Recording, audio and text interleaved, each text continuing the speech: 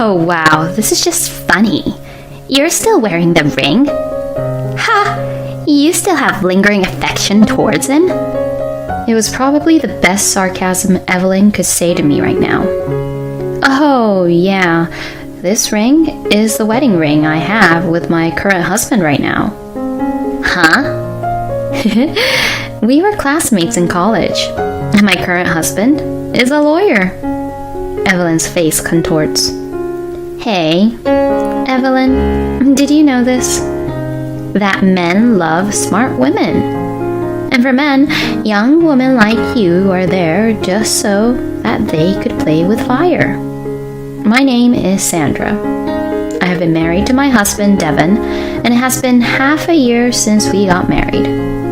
He was a colleague of mine at work, and we also got into the company at the same time. Each of us have been working hard and contributing to the company on our own. And we got married. But since we were in different departments, we were not specifically ordered to be transferred, and we left home together and commuted to work every day together. My husband is, to put it nicely, a very serious person. But if I say it negatively, he could be very delusional. I got married to him with the understanding of Devin's strength and weaknesses. Although he could be like that, if you talk to him and explain to him about it, he tends to be understanding. Everyone has their own strengths and weaknesses. I naively thought that since he would listen to me, there would be no problem if I married him. But after getting married, I realized that there was a part of him that I overlooked. When I came home from work, my husband would always ask me what happened at work. How was work today? Here we go again, is what I think to myself. Oh, it's normal. Nothing unusual. Same old, you know. It has become routine for me to answer it that way. Normal? Every day is never exactly the same, is it? Just like the seasons change from day to day, right? Even today, something different must have happened compared to yesterday. If I'm being honest, this conversation itself is really annoying and difficult for me to get through. It's easy to talk about things in the department. My husband is right. Many things happen every day. But I can see that if I talk about it, it will be even more bothersome. It's going to be a long chat, and it's not like we can find a good solution or anything like that. I come home tired from work, but he says, "This happened to me today." He can talk for hours on end about trivial things that I could have ended the conversation with, "I see, that's life, I guess." I can't seem to just enjoy the conversation with my husband. Today, a new request for approval was made in the planning department. And like this, he gets information really quickly. If he knew from the beginning, what's the point of asking me about it? Oh, that. Yeah. It was you who requested that approval, wasn't it? Yes, so you knew it, didn't you? Of course! I will always have information about what's going on in the company. Especially if it's related to you, Sandra. Oh, is that so? So, about that proposal... Here it is. This is what I don't like. Maybe you should have asked me for some advice. You know, I told you before that I can't consult about it with you, right? Yes, but it's one of the company's most important projects, right? Shouldn't we take in the opinions of as many people as possible? I think my husband is right.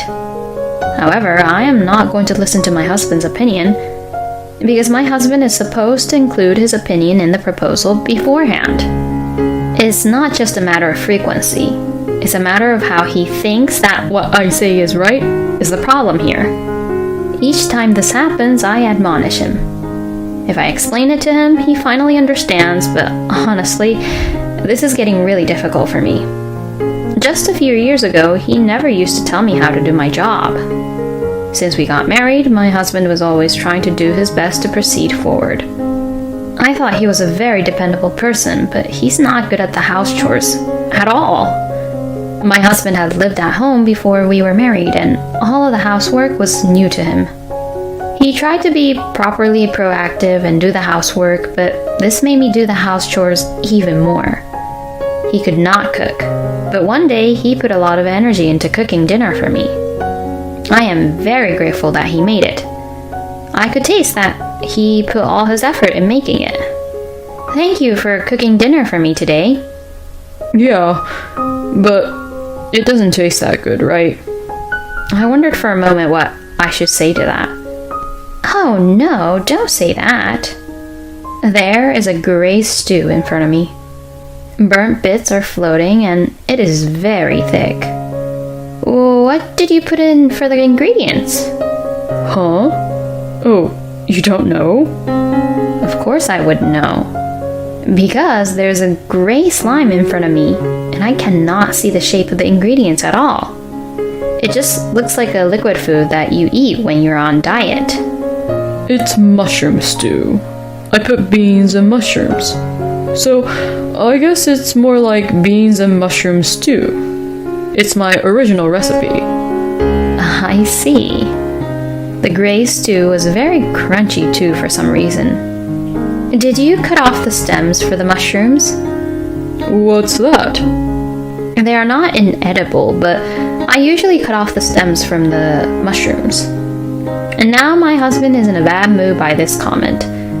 My husband is the type who would always try to show off how he would do this and that. But when he was in the position where people would give advice to him, it seems like he can't take that very well. I made dinner, Sandra, so please clean up afterwards. My husband said that and went into his room. Normally, I would have felt bad at my husband being in a bad mood, but I was relieved at that moment. All I could think of was that I would not have to finish this bad stew. I took my plate to the kitchen and was really surprised. There was a huge amount of gray stew in the pot. The sink was a mess. My husband, who was cooking for the first time, couldn't seem to cook a meal while cleaning up. I sighed deeply and finished cleaning up the kitchen. I put the stew in the fridge, but Devon never touched it after that. It must have not tasted that great, huh? After that, my husband managed to cook, but his skill did not improve at all, as he does not like other people's advice. And as usual, the kitchen was dirty. I got fed up with this and began to actively cook meals. Then my husband said he would be in charge of doing the laundry. He's trying to find his own role in the house chores. I really appreciated his thoughtfulness and I was grateful for how he behaved towards house chores. But even with the laundry, he would screw it up. Whoa! What's wrong? He shouted loudly as he took the clothes out of the washing machine to hang them up to dry. What the heck is this? Oh yeah, you left a tissue in your pocket, didn't you? Oh, well, I could just clean and pick them up later, right? He never apologizes. I'll start it over. You don't have to. I'm fine with it. But I don't like it. Oh, well, then just redo yours. I'll just hang them out to dry.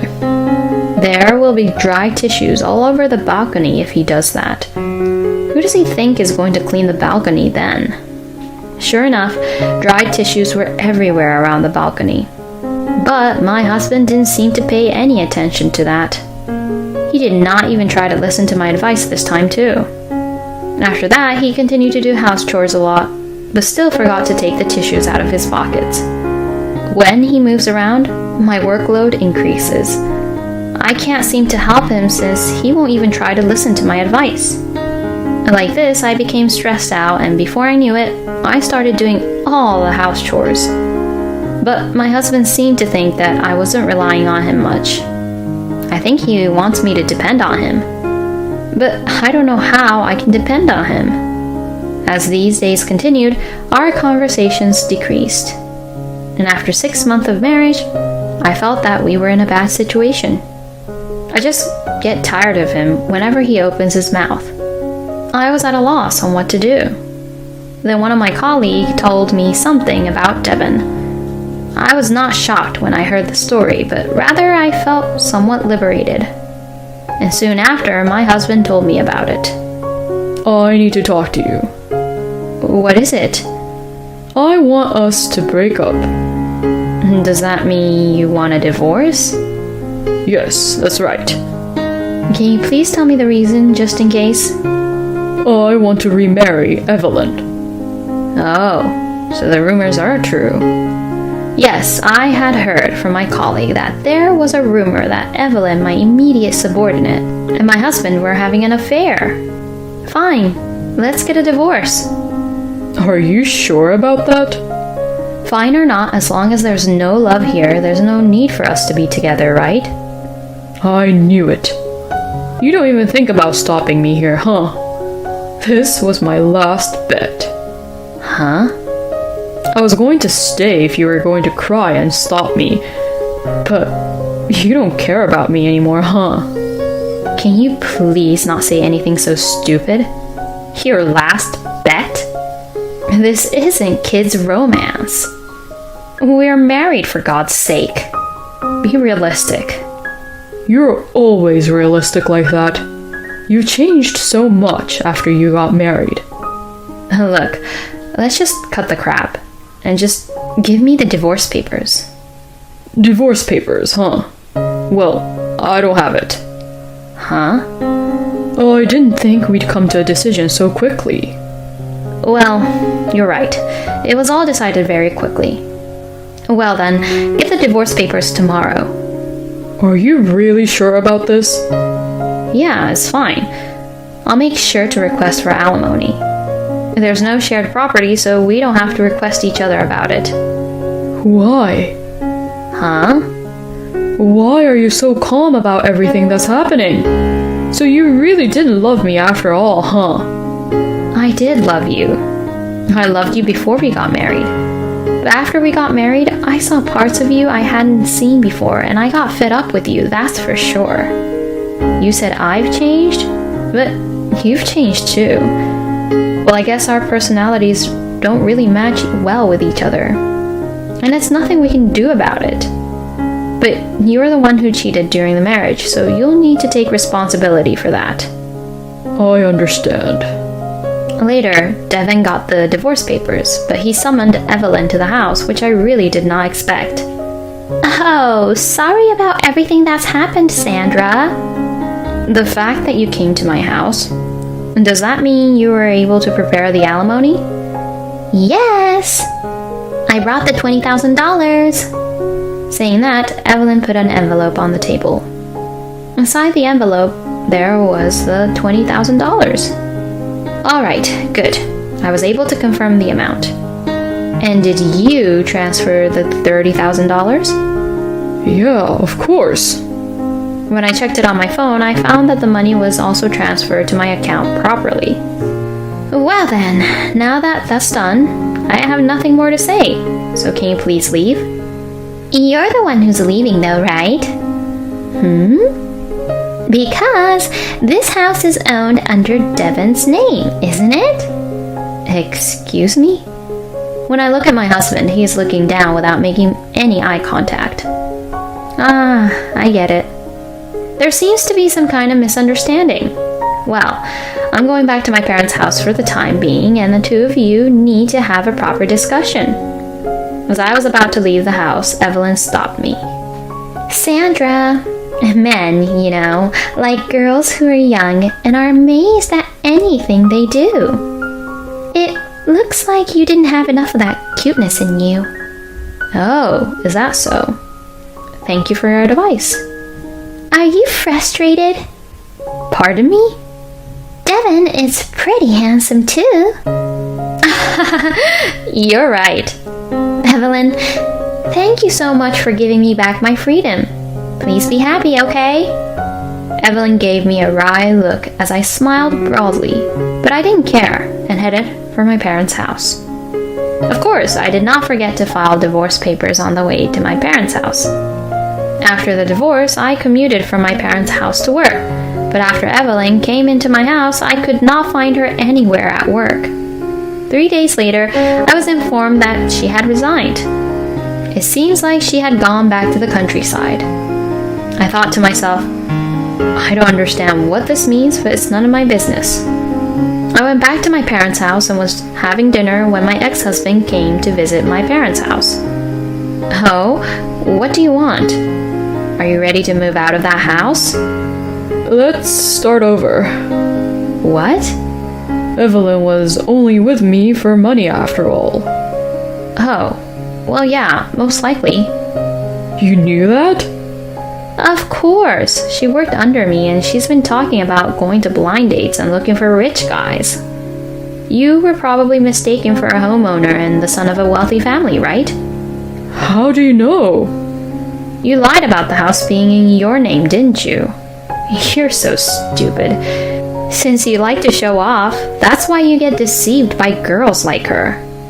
That house was given to me by my father, and it is definitely not my ex-husband's house. Hey, let's just start over. No way. Why? Because I'll teach you all kinds of things again. So I'm telling you, that's what I hate. I mean, you're in sales, aren't you? Why are you interfering with my work when I'm in the planning department? And in your case, it's not even an advice. You tell me to make the proposal that you come up with. I really don't like that. It really just bothers me.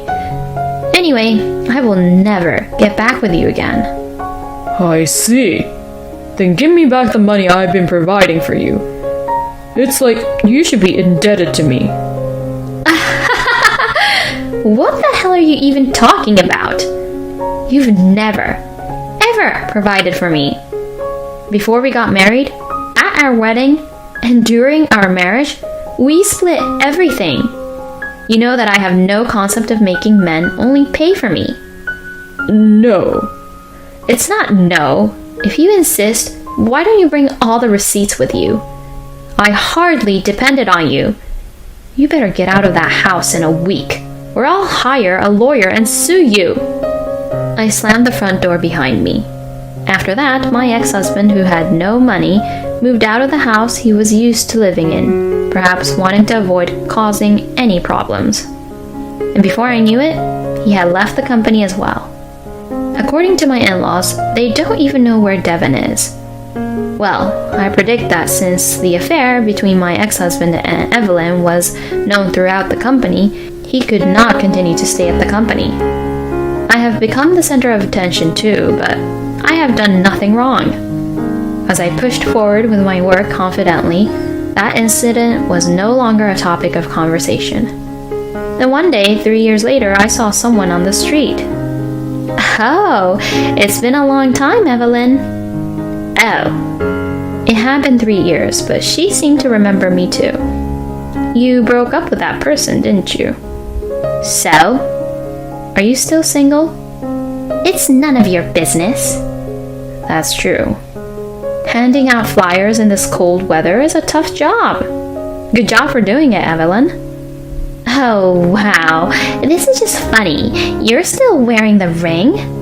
Ha! You still have lingering affection towards him? It was probably the best sarcasm Evelyn could say to me right now. Oh, yeah. This ring is the wedding ring I have with my current husband right now. Huh? We were classmates in college, and my current husband is a lawyer. Evelyn's face contorts. Hey, Evelyn, did you know this? That men love smart women. And for men, young women like you are there just so that they could play with fire. Well then, bye. I smiled at Evelyn as she stood there, and I started walking again. That was pretty mean, wasn't it? But I felt like I could take a revenge on everything that was done to me at that time, and I felt totally refreshed and started to move on forward. Thank you for watching until the end. Please subscribe to our channel. See you in our next video.